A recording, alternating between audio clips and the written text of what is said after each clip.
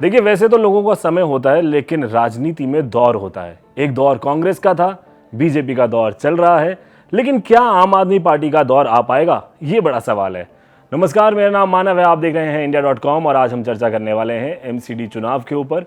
अभी दिल्ली में नए नवेले चुनाव हुए हैं, फिर से दिल्ली के अंदर एक पॉलिटिकल हवा चल रही है। और क्या आम आदमी पार्टी एक नेशनल पार्टी बन पाएगी? क्या आम आदमी पार्टी 2024 में बीजेपी को टक्कर दे पाएगी? और क्या आम आदमी पार्टी कांग्रेस को प्रॉपरली रिटायर करवा पाएगी? इसके ऊपर डिटेल में चर्चा करने के लिए हमारे साथ दो खास मेहमान हैं। India.com इंग्लिश के संपादक हिमांशु, स्वागत सर आपका, और सुनील जी, India.com हिंदी के संपादक। कैसे हैं सर आप लोग? बहुत बढ़िया। काफ़ी मेहनत वाला दिन रहा है आज। हाँ, आज सुबह से हम सभी लोग, पूरी टीम हमारी एमसीडी चुनाव के कवरेज में व्यस्त रही और अब नतीजे पूरी तरह से सामने आ चुके हैं। तो जो फाइनल आंकड़ा है उसमें आम आदमी पार्टी को 134, बीजेपी को 104, कांग्रेस दहाई अंकों में नहीं पहुंच पाई, 9 सीट, और अन्य के खाते में 3 सीट। तो कुल मिलाकर के 15 साल के बाद बीजेपी का एमसीडी से सफाया हुआ है और आम आदमी पार्टी ने दिल्ली के साथ साथ अब एमसीडी पर भी अपना कब्जा जमा लिया है। तो ये आपने आंकड़ों की बात की और आपने एंड में बात करी कि बीजेपी का सफाया कर दिया। हिमांशु सर, आपसे मैं इस पर एक टिप्पणी लेना चाहूँगा। एक तबका है जो कह रहा है कि आम आदमी पार्टी ने बीजेपी को साफ किया, एक तबका का ये कहना है कि इतनी एंटी इनकम्बेंसी होने के बावजूद भी वो नंबर नहीं आई जी। एग्जैक्टली मानव, मैं यही कहना चाहूँगा कि ये जो जीत है ये निश्चित तौर पे एक ऐतिहासिक जीत है और पहली बार ऐसा हुआ है कि आम आदमी पार्टी एमसीडी में भी आई है और ये डबल इंजन अब इनको मिलेगा। जो बोल रहे थे कि डबल इंजन की सरकार दिल्ली में चलेगी, लेकिन जिस तरह से एग्जिट पोल्स के पूर्वानुमान थे कि बिल्कुल साफ हो जाएगा और 2/3 से ज़्यादा 150-60 सीटें क्रॉस कर जाएंगी आम आदमी पार्टी, वो नहीं हुआ। साफ तौर पे देखा जा सकता है कि जो लास्ट में बीजेपी का पुश था, प्राइम मिनिस्टर कैंपेन करने के लिए आए, home minister Amit Shah campaign करने के लिए आए, जेपी नड्डा कैंपेन करने के लिए आए और उन्होंने अपने सारे चीफ मिनिस्टर्स उतार दिए थे दिल्ली के चुनाव में। तो ये एक प्रेस्टीज बैटल बन गई थी बीजेपी के लिए और मुझे लगता है कि अगर देखा जाए तो ये बहुत ही क्लोज कंटेस्ट था। आपने देखा होगा, सुबह मैं आया ऑफिस और 8 बजे से काउंटिंग शुरू होती है तो पोस्टल बैलेट्स में बीजेपी आगे थी काफी दौर तक, काफी समय तक बीजेपी आगे रही है। और ये आपके लिए काफी नर्वस मोमेंट भी था क्योंकि अरविंद केजरीवाल और उनकी पूरी पार्टी ये मान के चल रही थी कि हम तो यहाँ पे पूरी तरह से आएंगे, तो वो नहीं हुआ और इसके राजनीतिक मायने बहुत हद तक दूर तक इसके आप देख सकते हो कि इसका वो जो इसका पैमाना है ये बस दिल्ली में सिमट कर नहीं रहेगा। हालांकि ये एक एमसीडी का चुनाव था, सिविक पोल्स, गलियों में सड़कें हैं कि नहीं, स्ट्रीट पे लाइट्स लगी कि नहीं, आपके जो टनल्स हैं वो सब साफ़ हुए कि नहीं, काफ़ी इन मुद्दों पे थी। लेकिन इसके दूरगामी परिणाम होंगे और दूरगामी परिणाम ये होंगे कि ना तो बीजेपी ये मानेगी कि हम बिल्कुल साफ़ हैं और ना ही आम आदमी पार्टी को आश्वस्त होना चाहिए कि अब तो हमने दिल्ली के पिछले लोकसभा चुनाव को अगर आप देखो तो बीजेपी ने सातों की सातों सीट जीती थी। ये एक उनके लिए हौसला देने वाली बात है कि इस बार शायद चीज़ें कुछ बेहतर होंगी उनके लिए दिल्ली में। बट फिर भी 2024 का चुनाव प्रधानमंत्री के लिए होगा, वहाँ पे नरेंद्र मोदी एक डायरेक्ट चेहरा होंगे, वहाँ पे अरविंद केजरीवाल का फैक्टर कितना, हाँ ये उनके लिए एक अपॉर्चुनिटी है कि आप एक अच्छा काम करके दिखाइए। आपकी सरकार दिल्ली में है और आपका एमसीडी में भी अब आपका वो है। हालांकि अभी और कुछ टेक्निकल हर्डल्स होंगे। तो पहले था कि जब दिल्ली का जो नगर निगम, जो एमसीडी हम जिसे बोलते हैं, वो 3 पार्ट में डिवाइडेड था और इस 3 पार्ट को अब सिंगल में किया गया। सिंगल के बाद अब ये कि पहले अप्रैल में, नियम के हिसाब से हर साल अप्रैल में एक मेयर चुनना होता है। अब इसके लिए इनको होम मिनिस्ट्री से एक रिटर्न में रिक्वेस्ट देना पड़ेगा, एक परमिशन आएगा, वो एक टेक्निकल हर्डल है। अभी लड़ाई आपकी खत्म नहीं हुई है, ये बस शुरुआत आप कह सकते हो। सुनील जी, आप एग्री करते हो? कुछ चीज़ें इसमें ऐड करना चाहूँगा कि जो एमसीडी के चुनाव हुए उससे ठीक पहले कुछ मुद्दे छाए आम आदमी पार्टी को लेकर के, आम आदमी पार्टी की सरकार को लेकर के, जिसमें डिप्टी सीएम मनीष सिसोदिया और एक मिनिस्टर और जो सत्येंद्र जैन, हाँ, मनी लॉन्ड्रिंग केस में जो अभी जेल में बंद हैं, उनके कई वीडियोज़ भी बाद में आए। तो इतनी सारी निगेटिविटी होने के बावजूद अगर वोटर टर्नआउट इस तरह से रहा जिसमें कि आम आदमी पार्टी क्लीन स्वीप करके निकल गई, कम से कम 126 का उनका आंकड़ा था, वो 134 पर जा करके नंबर, हाँ, वो एक बड़ी उपलब्धि मानी जाएगी। लेकिन अब सॉरी, मैं आपको कट कर रहा हूँ, आम आदमी पार्टी खुद से 180 प्लस एक्सपेक्ट कर रही थी वो मीडिया में 220 कह रहे थे, लेकिन 180 प्लस की एक्सपेक्टेशन थी। आपको लगता है ओवर कॉन्फिडेंस ने इन्हें इतने कम नंबर पे कुछ हद तक? जैसे कि आप मनीष सिसोदिया के बारे में ही देखो तो मनीष सिसोदिया के जो गढ़ हैं उस इलाके में भी चार में से 3 सीट पर बीजेपी की जीत हुई है। सत्येंद्र जैन के भी इलाके में 4 में से 3 सीटें बीजेपी के खाते में गई है। तो ये जो फैक्टर रहा है, ये जो करप्शन वाला मामला बीच में उठा है, इसको लेकर के थोड़ा बहुत तो इस पर असर पड़ा है, इसमें कोई शक नहीं है। और बात बाकी रही चुनाव प्रचार में कुछ ना कुछ बड़े लोगों के शामिल होने से, है ना, पार्टियों ने जिस तरह से अपनी ताकत झोंकी, तो उसका थोड़ा बहुत तो फर्क पड़ता है। एक चीज़ और गौर करने वाली बात है कि इस बार जो टोटल जो वोटिंग परसेंटेज है वो पिछली बार से करीब करीब 3% कम हुआ। हाँ। उसकी एक वजह उसमें ये भी माना जा रहा है कि ये सीज़न जो है ये शादियों का सीज़न है, तो काफ़ी लोग जो हैं अभी शादियों को लेकर के बिजी हैं, कुछ बाहर गए, कुछ ये हुआ, वोटिंग उस हिसाब से हो नहीं पाई। तो 3% वोट, अगर कहीं वो 3% वोट होता तो ये थोड़ा अंतर डाल सकता था। ये किसके पक्ष में जाता नहीं जाता ये बात की चीज़ है, लेकिन वो 3% वोट का भी आपको ध्यान रखना पड़ेगा कि पिछली बार के मुकाबले जो 3% वोट कम पड़े हैं उसका कहीं ना कहीं ये भी रहा है। कहूँगा कि 50% के अराउंड वोटर टर्नआउट एक और चीज़ दर्शाता है कि लोगों का चुनाव से धीरे धीरे इंटरेस्ट कम हो रहा है। और ये एंटी इनकम्बेंसी जिसको कहते हैं कि 15 साल से बीजेपी थी और आम आदमी पार्टी को भी नहीं ज़्यादा सीटें मिली और बीजेपी को भी कम सीटें मिली, तो मतलब कहीं ना कहीं लोग बहुत ज़्यादा खुश नहीं हैं आपके काम से ना। एक चीज़ इस पर मैं खुद अपने अनुभव से ऐड करना चाहूँगा कि कुछ साथियों से या कुछ पत्रकार मित्रों से भी अपनी बातचीत हुई है, तो वो शुरू से ये बता रहे थे कि जो लोग कैडर वोटर हैं बीजेपी के भी, वो भी एमसीडी के कामकाज को लेकर के जगह जगह गंदगी, कूड़े का ढेर और बाकी जो समस्याएं हैं उसको लेकर के वो मतलब नाराज चल रहे थे एक तरह से।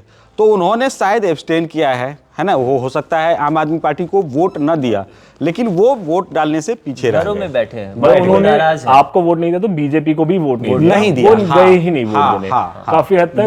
बिल्कुल। लेकिन इन दो के बीच एक तीसरा प्लेयर भी था जिसके बारे में बात ही कोई नहीं करना चाह रहा, वो है कांग्रेस। कांग्रेस ने कभी सोचा ही नहीं था कि एक ऐसा प्रदेश या एक ऐसा शहर कह लीजिए, दिल्ली जो देश की राजधानी है, जिसको शीला दीक्षित ने बनाया। एक आम आदमी से बात करेंगे तो कहेंगे कि कांग्रेस ने दिल्ली बनाई, और आज कांग्रेस दिल्ली से बाहर है। इसके बारे में क्या कहेंगे?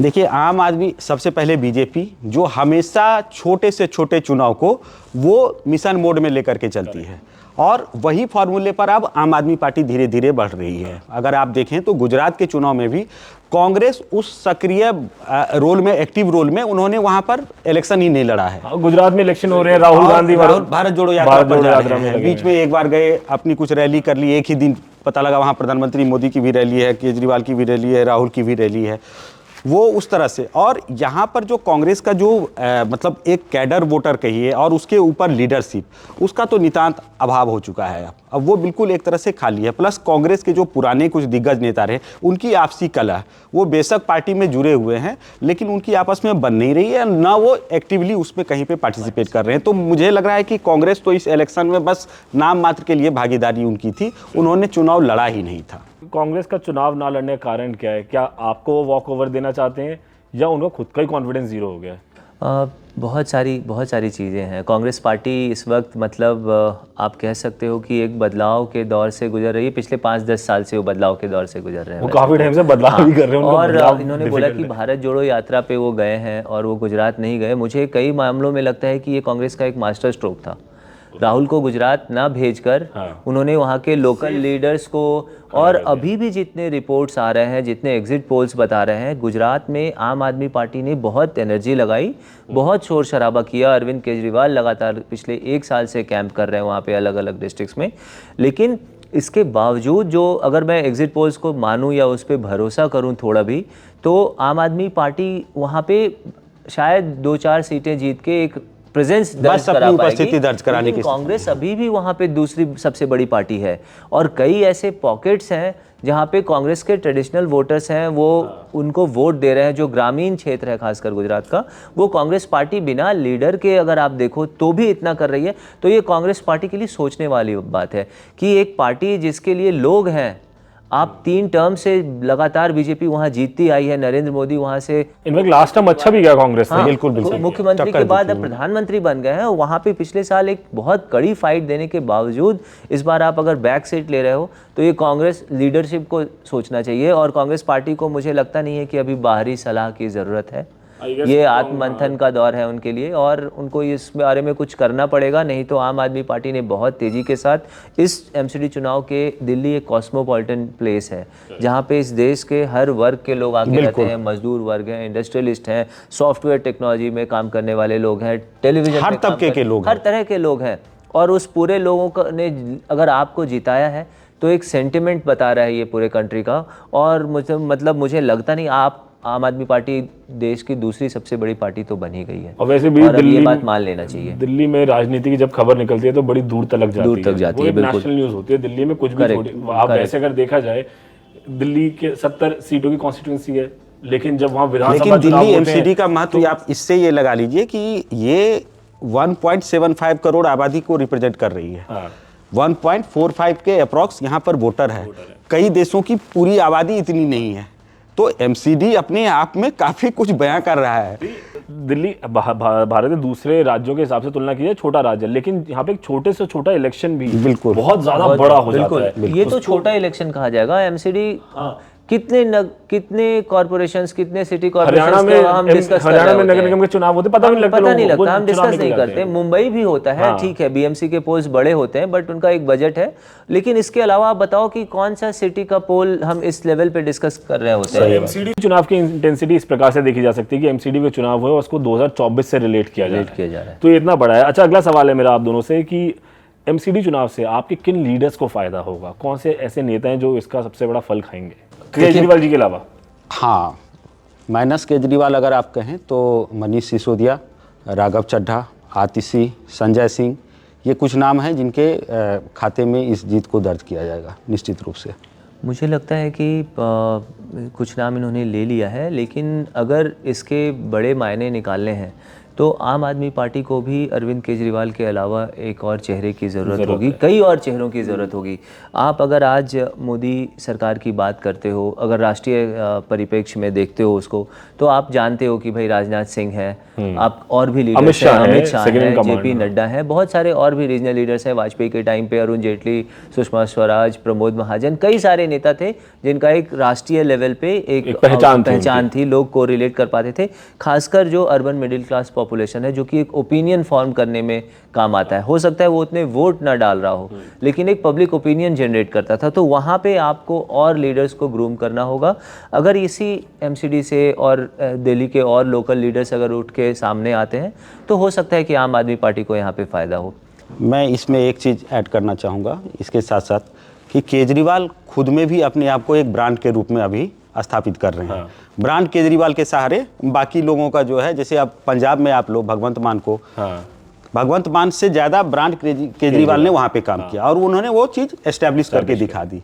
तो उसके सहारे रहेंगे। ये बात सही है कि लीडर्स को ग्रूम करके अगर आगे वो ले आ पाते हैं तो बहुत अच्छी बात रहेगी। आम आदमी पार्टी के विस्तार और उसके तेज़ी से विस्तार में बहुत मदद पहुंचेगी।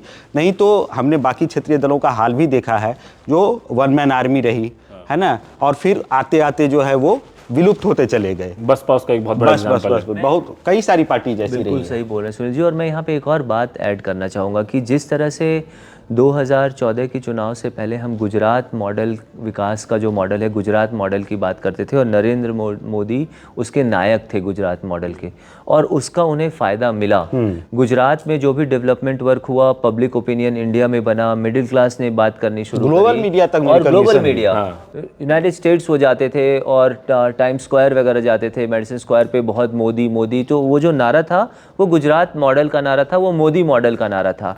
ये एक सुनहरा मौका है अरविंद केजरीवाल के लिए कि दिल्ली में कुछ ऐसा काम करके दिखाएं कि वो जो दिल्ली मॉडल की बात होती है, फिर देश में वो जो आप इंग्लिश में एक वर्ड है यर्निंग, जो एक क्रेविंग होती है ना कि अब मुझे अब अरविंद केजरीवाल का मॉडल चाहिए, वो इस वक्त अभी आम आदमी पार्टी देना चाहेगी। अगर उन्होंने एक अच्छा काम किया तो इस जीत के दूरगामी परिणाम होंगे। ये सिर्फ एमसीडी चुनाव के नतीजे बन के नहीं रहेंगे, और अगर ऐसा वो कर पाए, एक अच्छा मॉडल दिल्ली को दे पाए, दिल्ली की जनता इससे खुश हो गई और एक पब्लिक ओपिनियन क्रिएट होता है अगर इससे, तो 2024 में BJP is getting a tough fight आप ये मान सकते हो। मैं इसी से एक आखिरी सवाल जोड़ लेता हूँ। बीजेपी टफ फाइट ले रही है, तो आम आदमी पार्टी नेशनल पार्टी बनने के काफ़ी नज़दीक है, वो ऑलमोस्ट नेशनल पार्टी बनने को है। तो क्या एक थर्ड फ्रंट की जो तैयारी चल रही थी, अभी तक बहुत सारे ऑपोजिशन एक साथ मिलकर, सपा, बसपा और साउथ की भी पार्टीज़ मिल रही थी, टीएमसी कभी आ रही है कभी जा रही है, नीतीश कुमार भी लगे हुए हैं, लालू यादव जी भी लगे हुए थे, तो अरविंद केजरीवाल उस थर्ड फ्रंट से दूर थे, तो क्या वो अपने आप को अकेले एक थर्ड फ्रंट के रूप में लेकर जाएंगे और क्या उनको जाना चाहिए 24 में? मुझे नहीं लग रहा है कि ये थर्ड फ्रंट की जो भी कवायद चल रही है, और उन्होंने अपने आप को दूर रखा उन सबसे। वो अलग पिछली है मीटिंग्स इस में वो चीज बैठे को नहीं लेकर उनमें। के, क्योंकि वो थर्ड फ्रंट का जो कॉन्सेप्ट है और उसके लिए जो अलग अलग बीच बीच में प्रयास किए जाते हैं, वो कभी सफलीभूत होगा भी, वो बन भी पाएगा, वो अभी दूर की कौड़ी लगती है। मेरे हिसाब से ऐसा कुछ होने वाला नहीं है। हिमांशु सर, मुझे लगता है कि थर्ड फ्रंट का तो मतलब बहुत बेजान दारूवाला अगर जिंदा होते तो शायद कुछ प्रेडिक्ट कर पाते, मतलब एस्ट्रो के हिसाब से, कि क्या अरविंद केजरीवाल, नीतीश कुमार, ममता बनर्जी, अखिलेश यादव, स्टैलिन साउथ से, क्या चंद्रशेखर राव, केसीआर, ये लोग मिलकर एक फोरम पे आके एक नेता चुन पाएंगे? मतलब ये सवाल का जवाब अगर आज की राष्ट्रीय राजनीति में मिल जाए तो मतलब मुझे लगता है कि 24 का अल्टरनेटिव मिल जाएगा। लेकिन मैं अरविंद केजरीवाल को समझ रहा हूँ, जिस तरीके से उन्होंने गुजरात में कैंपेन किया और जिस तरह से इनको इन भारतीय डायस्पोरा जो विदेशों में रहता है, जो काफ़ी पैसा खर्च करता है चुनाव में, उसमें एक पकड़ है वहाँ पे, इनकी एक अल्टरनेटिव मिल रहा है इनको। अगर इनको ठीक से आपने किया और जो दो बड़े बड़े राज्य हैं यूपी और बिहार, हिंदी बेल्ट जिसको काउ बेल्ट भी बोलते हैं, अगर आप उसमें अपनी एक पैठ डाल पाए, अगर इस चुनाव से 20-25% भी आप एनर्जी लेकर अगर आप मोमेंटम कर पाए, तो मतलब मुझे नहीं लगता कि 24 में अरविंद केजरीवाल कुछ ऐसा सपना देख रहे होंगे कि वो प्रधानमंत्री बन जाए। But 24 can be starting ground for 2029। वक्त है अभी इन लोगों के पास, और चुनाव लड़ के ही पार्टी का ऑर्गेनाइजेशन मजबूत होता है।